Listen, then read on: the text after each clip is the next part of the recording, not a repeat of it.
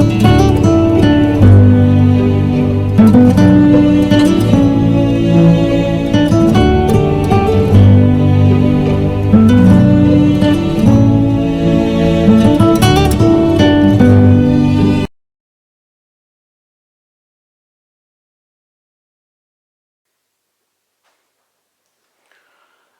everyone, this is CS संगीत Kedia from संगीत Kedia academy.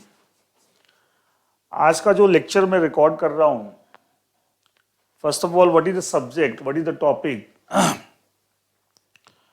C in this lecture और video I am going to discuss the amendments applicable for June 2023 exam. Applicable for June 2023 exam. Amendments for June 2023 exam. Now for which subjects? दो subjects के हम एक साथ amendment आपको discuss करेंगे क्योंकि दोनों में कॉमन अमेंडमेंट्स हैं। One is company law paper of executive program module 1 and second is that is the SBC setting up business entity and closure, again one of the papers in executive module 1, executive level module 1। तो इन दोनों papers में कुछ common amendments हैं and वो हम एक साथ discuss करेंगे। तो हम अमेंडमेंट्स किसके लिए डिस्कस करें? For June 2023 exam. June 2023 exam के लिए अमेंडमेंट डिस्कस करने जा रहे हैं एंड अमेंडमेंट्स किस सब्जेक्ट के? The subjects are that is the एक तो कंपनी लॉ और दूसरा SBC setting up business entity and closure. दोनों ही पेपर आपके एग्जीक्यूटिव के मॉड्यूल 1 के अंदर है ना। जो एक अमेंडमेंट स्टार्ट करने से पहले एक चीज और देखिएगा, मैं जो अमेंडमेंट यहां पर डिस्कस करूंगा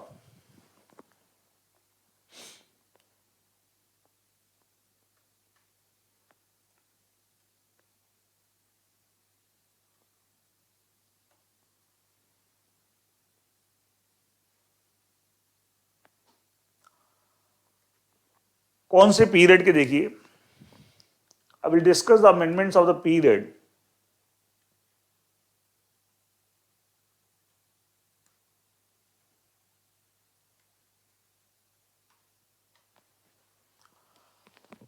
फर्स्ट ऑफ जुलाई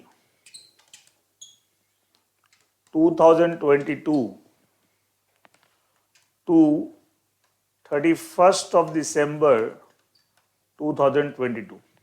इस 6 महीने के पीरियड के जो अमेंडमेंट्स हैं 1 जुलाई 2022 से लेके 31 दिसंबर 2022, इस 6 महीने के पीरियड में जो अमेंडमेंट्स आए हैं relating to company law paper and SBC paper that we are going to discuss in today's video, today's lecture. इसका मतलब दो बातें ध्यान देने वाली है। 1 जुलाई 2022 से पहले मैं ये मान के चल रहा हूं, मतलब up to 30th of June 2022 आप ऑलरेडी अपडेटेड हैं, आपके पास ऑलरेडी अपडेटेड लेक्चर और अपडेटेड बुक्स हैं। 30 जून 2022 वहां तक आप ऑलरेडी अपडेटेड हैं। दिस इज माई, हम प्रिजम्पशन लेके चल रहे हैं कि दिसंबर 2022 के लिए आप ऑलरेडी अपडेटेड थे, दिसंबर 2022 एग्जाम के लिए। आप जानते हैं 6 महीने क्राइटेरिया, उसके हिसाब से अब मैं 6 महीने, अगले 6 महीने के और अमेंडमेंट करा रहा हूं जिससे कि आप जून 2023 के लिए तैयार हो जाएं। अगर 30 जून 2022 तक के अमेंडमेंट अगर आपके पास ऑलरेडी नहीं है, you can take the help of our website of our institute, Sangeet Kedia academy institute जो हमारा, उसकी वेबसाइट दैट इज www.sangeetkediaacademy.com। उस वेबसाइट पे जाइए, उसमें आपको होम पेज पे एक अमेंडमेंट का ऑप्शन नजर आएगा, उसको क्लिक करेंगे तो सारे अमेंडमेंट खुल जाएंगे, सब्जेक्ट वाइज, एग्जीक्यूटिव के अलग, प्रोफेशनल के अलग, फिर सब्जेक्ट वाइज। और उसमें अलग अलग आपको 6-6 महीने करके बहुत सारे अमेंडमेंट डले हुए हैं। वहाँ लेक्चर भी डला हुआ है और उसके नोट्स भी डले हुए हैं and that is free for all. कोई भी वहाँ से लेक्चर डाउनलोड कर सकता है, कोई भी वो नोट्स डाउनलोड कर सकता है, कोई चार्जेस नहीं है, तो अगर आप 30 जून 2022 तक ऑलरेडी अपडेटेड नहीं है तो पहले वो अपडेशन करें, फिर इस लेक्चर को, जो कि इस लेक्चर होने के बाद इसको भी हम अपलोड कर देंगे along with the notes on our website that is www.sangeetkedia.academy.com। तो पहले आप 30 जून 2022 तक अपडेट हो जाइए अगर नहीं है तो, और अपडेटेड ऑलरेडी हैं तो बात खत्म हो गई। लेकिन अगर नहीं अपडेटेड हैं तो पहले अपडेट कीजिए अपने आप को। उसके लिए you take the help of our website, and वहां पे आपको सारे अमेंडमेंट 6-6 महीने के आपको मिलेंगे, अलग अलग 6-6 महीने सब लिखा होगा। उसके लेक्चर भी मिलेंगे और साथ में नोट्स भी मिलेंगे, और वो फ्री फॉर ऑल है, कोई भी लेक्चर और नोट्स दोनों डाउनलोड कर सकता है। एंड उसके बाद ये वाला अमेंडमेंट जो मैं आज के वीडियो में डिस्कस कर रहा हूँ, फिर ये वाले अमेंडमेंट का लेक्चर और नोट्स आप हमारी वेबसाइट से देख सकते हैं, एंड ये भी हम अपलोड कर देंगे आफ्टर रिकॉर्डिंग दिस लेक्चर। अच्छा, 31 दिसंबर, एक तो बात हो गई साहब इस डेट से पहले आप अपडेटेड होने चाहिए, नहीं है तो क्या करना है। अब एक सवाल आता है कि साहब जैसे अभी आज के डेट अगर हम बात करें, टुडे इज 4 फरवरी 2023, 4 फरवरी 2023 को मैं ये लेक्चर रिकॉर्ड कर रहा हूं। अब 31 दिसंबर 2022 के बाद जो अमेंडमेंट्स आ रहे हैं, they are not applicable for June 2023 exam. You must be knowing that is 6 months criteria, तो वो आपको जून 2023 एग्जाम में एप्लीकेबल नहीं होंगे। कई बच्चे क्या करते हैं, आपको जून 2023 के लिए तैयारी कर रहे हैं, फरवरी में, मार्च 2023, अप्रैल 2023 में कोई अमेंडमेंट कहीं पढ़ लिया, सुन लिया, अखबार में सुन लिया, सर ये तो आपने बताया नहीं। बेटा वो आपके जून 2023 एग्जाम के लिए एप्लीकेबल नहीं होगा, बिकॉज इंस्टीट्यूट आईसीएसआई का क्राइटेरिया कि साहब एग्जाम से पहले 6 महीने पहले तक जो अमेंडमेंट आ जाते हैं सिर्फ वही एग्जाम के लिए एप्लीकेबल होते हैं, उसके बाद के अमेंडमेंट आपको एप्लीकेबल उस एग्जाम में नहीं होते। जैसे फॉर जून 2023 एग्जाम जो भी अमेंडमेंट 31 दिसंबर 2022 तक आए से वही एप्लीकेबल होंगे। 1 जनवरी 2023 ऑनवर्ड्स, 1 जनवरी 2023 ऑनवर्ड जो अमेंडमेंट्स आ रहे हैं, they are not applicable for June 2023 exam, they are not applicable for June 2023 exam। is that clear? They are not applicable for June 2023 exam। is that okay? now अब देखिए, coming to the amendments part के साथ क्या क्या amendment, बहुत ज्यादा amendment नहीं है, थोड़े बड़े अमेंडमेंट्स हैं, मैं अभी डिस्कस कर देता हूं। देखिए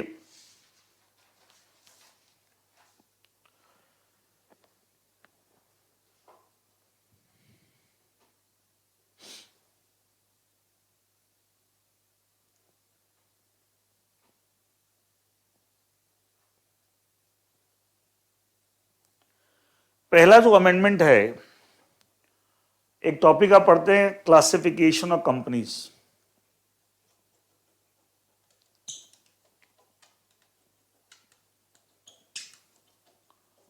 classification of companies,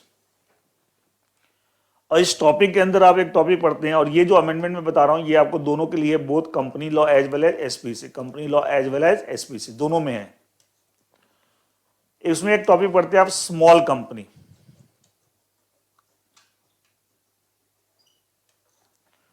section 2 clause 85 जिसमें स्मॉल कंपनी की डेफिनेशन दे रखी है। अच्छा, सारी डेफिनेशन सेम है जो आपने ऑलरेडी पढ़ी है। The only thing is that जो the entire definition is same, the only thing is that paid up share capital जिसमें पढ़ते हैं ना कि small company means a company other than a public company, must should be private company and we satisfies a 2 condition. 1, जिसकी की paid up share capital आपने पढ़ा है should be less than equal to 2 crore, and आपने पढ़ा turnover as per the P&L account of the previous audited financial statement, it should be less than equal to 20 crore. ये दोनों limits जो है small company के डेफिनेशन में चेंज हो गई हैं। ये दोनों लिमिट्स स्मॉल कंपनी के डेफिनेशन में चेंज हो गई हैं। क्या चेंज हो गई है साहब? जो 2 करोड़ वाली बात है वो आपको 2 करोड़ की जगह 4 करोड़ डबल हो गई है, ये कट के 4 करोड़ हो गई है। और यहां 20 करोड़ टर्नओवर वाली बात कट के क्या हो गया, 40 करोड़ हो गया। ये with effect from I believe 15 सितंबर 2022 को चेंज आया। मैंने बताया 1 जुलाई 2022 से लेके 31 दिसंबर 2022 उस पीरियड के मैं अमेंडमेंट्स करा रहा हूं, तो ये 15 सितंबर 2022 को अमेंडमेंट आया था। एंड अब आपको पूरी डेफिनेशन स्मॉल कंपनी की वही है। Small company means a company other then public company and the paid up share capital of which does not exceed, पहले 2 करोड़ था, अब डज नॉट एक्सीड 4 करोड़। ये मैंने टिक कर दिया, ये क्रॉस कर दिया है। अच्छा, and turnover as per the P&L account of the immediately preceding financial year, पहले था डज नॉट एक्सीड 20 करोड़, अब क्या होगा does not exceed 40 crore, does not exceed 40 crore. इसका दोनों लिमिट डबल हो गई है, पेड अप शेयर 2 करोड़ की जगह 4 करोड़ हो गई है, एंड टर्नओवर 20 करोड़ की 40 करोड़। उसके अलावा पूरी डेफिनेशन इंटायरली, पूरी डेफिनेशन क्या है एग्जैक्टली सेम है, कोई चेंज नहीं, कोई चेंज नहीं है, एंटायर डेफिनेशन इज सेम। खाली दो जगह paid up share capital 2 crore जो मैक्सिमम हो सकती थी पहले एक स्मॉल कंपनी की, अब वो 4 करोड़ तक हो सकती है, और टर्नओवर जो maximum as per the P&L account of the immediately preceding financial year, जो मैक्सिमम पहले 20 करोड़ हो सकती थी, अब वो मैक्सिमम 40 करोड़, मतलब दोनों लिमिट्स को डबल कर दिया, बाकी पूरी डेफिनेशन में कोई चेंज नहीं है।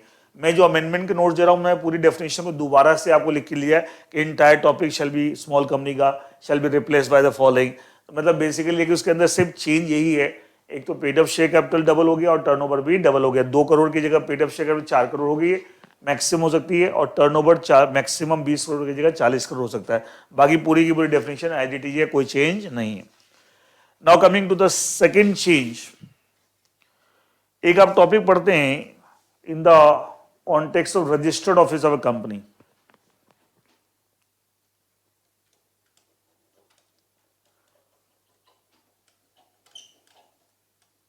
रजिस्टर्ड ऑफिस टॉपिक में पहले आपका एक सब टॉपिक है important provisions.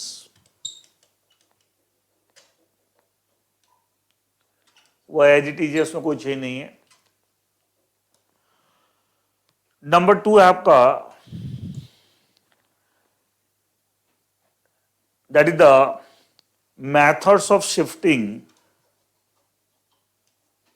Of registered office, ये भी एज इट इज है, कोई चेंज नहीं है। इन दोनों के बीच में मतलब after under this main topic registered office, after the first sub topic that is important provisions and before the second sub topic that is methods of shifting of registered office, बीच में हम एक टॉपिक डाल रहे हैं, बीच में first और second के बाद, मतलब इस मेन टॉपिक रजिस्टर्ड ऑफिस के अंडर जो सब टॉपिक पहला है इंपॉर्टेंट प्रोविजन और दूसरा सब टॉपिक है मेथड्स ऑफ शिफ्टिंग और रजिस्टर्ड ऑफिस, इन दोनों सब टॉपिक के बीच में एक नया सब टॉपिक हम डाल रहे हैं। इसका मतलब वो डालेंगे तो ये 2 क्या हो जाएगा 3 हो जाएगा, ये एक एज इट इज है, ये 3 हो जाएगा, और 2 नया कौन सा हो जाएगा आपका, ठीक है, उसका हेडिंग है फिजिकल वेरिफिकेशन। एक नया टॉपिक डालना है physical verification of registered office of A company by the ROC. मतलब रजिस्ट्रार ऑफ कंपनी को पावर दे दी है कि आप एक कंपनी की रजिस्टर्ड ऑफिस का फिजिकली वेरिफिकेशन कर सकते हैं कि जो एड्रेस एमसीए की वेबसाइट पे कंपनी का रजिस्टर्ड ऑफिस का आ रहा है, एक्चुअली उस एड्रेस पे कंपनी सही माने में रजिस्टर्ड ऑफिस मेंटेन कर रही है या नहीं कर रही। उस कॉन्टेक्स्ट में एक नया टॉपिक के नए प्रोविजंस ऐड हो गए हैं, एंड इसलिए हमारा यहाँ पे एक नया आपको एक टॉपिक आपको ऐड हो जाएगा between the first sub topic 1 and 2, तो 2 विल बिकम नाउ 3 एंड ये नया 2 हो जाएगा, एंड ये सब किस मेन टॉपिक के अंदर under the main topic register office. अच्छा ये भी जो है आपका ये जो अमेंडमेंट है ये भी दोनों के लिए both for company law and SPC दोनों पेपर में सेम चेंज आएगा, and that registered office main topic के अंदर after the first sub topic important provision ये ऐड हो जाएगा फिजिकल वेरिफिकेशन और registered office of company by the registrar of company, and जो सेकंड सब टॉपिक था method of shifting of registered office that will become third sub topic under the main topic registered office of A company. Is that clear? तो ये क्या इसके क्या provisions है physical verification registered office का by the of the company by the ROC, ये detail में हम डिस्कस करने जा रहे हैं। एंड मैंने पहले स्ट्रक्चर बता दिया चेंज कहां पे आया, ये दोनों पेपर के लिए company law as well as the SPC, और चेंज क्या है मैंने बता दिया। अब मैं प्रोविजन बताऊं उसे क्या आया है regarding the physical verification registered office by the ROC. देखिए तो हमारा जो टॉपिक है physical verification of registered office of a company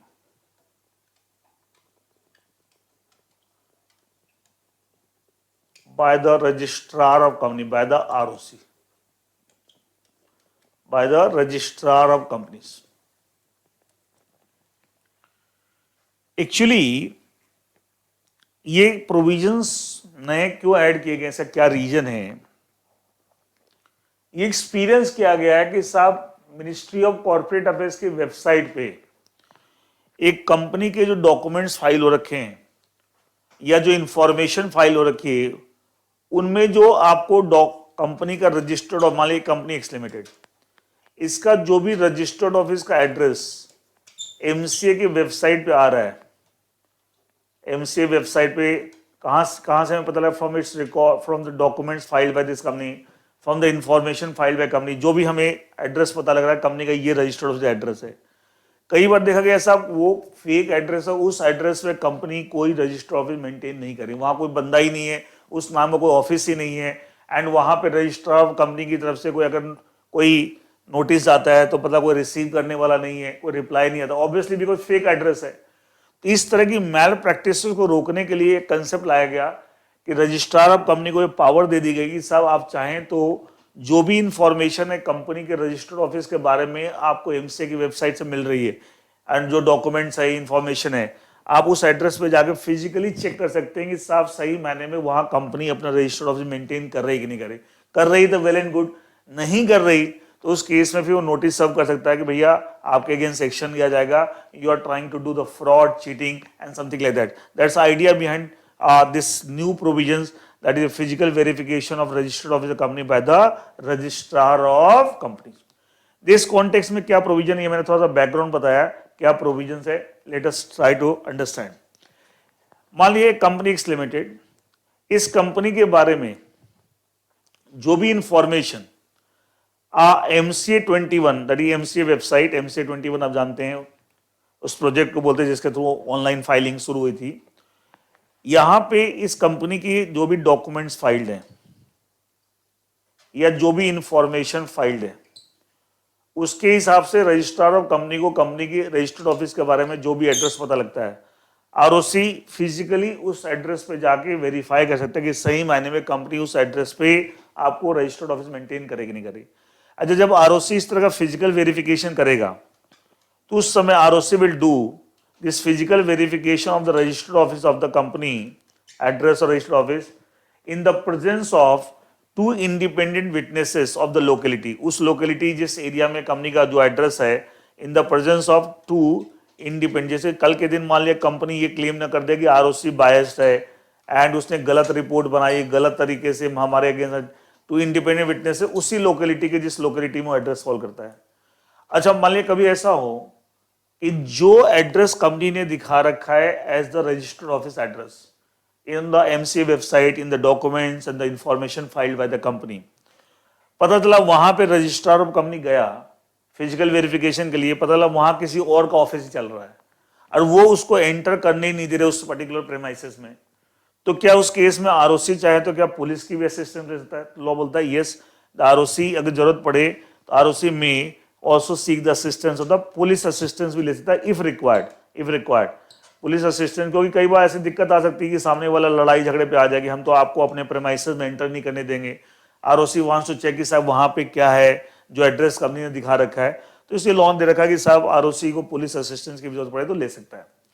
अच्छा, आरओसी जब ये फिजिकल इंस्पेक्शन करेगा तो आपको क्या करेगा, साथ में वो इंफॉर्मेशन और डॉक्यूमेंट जिसके बेसिस पे उसको पता लगा कि कंपनी का ये एड्रेस रजिस्टर है, वो साथ में कैरी करेगा और उसको मैच करेगा कि साहब जो डॉक्यूमेंट्स आरओसी को फाइल कंपनी ने कर एमसी को फाइल कर रखे हैं, उन डॉक्यूमेंट्स और इंफॉर्मेशन में जो आपको एक एड्रेस और रजिस्टर ऑफिस आ रहा है, सही माने में वो मैच कर रहा है या नहीं कर रहा, फिजिकली भी उसी एड्रेस पे कंपनी का रजिस्टर ऑफिस है कि नहीं, तो उन डॉक्यूमेंट्स को भी आरओसी अपने साथ कैरी करेगा while doing the physical verification and authenticity check करेगा सही माने में वही एड्रेस पे रजिस्टर्ड ऑफिस है या नहीं है, टू फाइंड आउट ऑथेंटिक, तो दोनों चीज को मैच करे तो साथ में डॉक्यूमेंट्स इन्फॉर्मेशन जिसके बेसिस ऑफ फिजिकल वेरिफिकेशन कर रहा है उनको साथ में कैरी भी करेगा। अच्छा, फिजिकल इंस्पेक्शन करते समय आरओसी उस एड्रेस का, उस रजिस्टर्ड ऑफिस एड्रेस का फोटोग्राफ लेगा और साथ में उसकी एक पूरी रिपोर्ट बनाएगी, उस एड्रेस से क्या मिला, ये फोटो है उसकी, उस एड्रेस की, एंड अपनी कंप्लीट रिपोर्ट बना के आपको सबमिट करेगा in the prescribed format. Now अगर मान लिया आरओसी के फिजिकल इंस्पेक्शन के बाद आरओसी सेटिस्फाइड की कुछ भी गड़बड़ नहीं है, जो एड्रेस कंपनी ने एमसीए की वेबसाइट पे दिखा रखा है अपना एज रजिस्टर्ड ऑफिस एड्रेस, उस एड्रेस पर ही रजिस्टर्ड ऑफिस ऑपरेट कर रहे हैं, सब कुछ एज पर लॉ है, कुछ भी गड़बड़ नहीं, बात खत्म।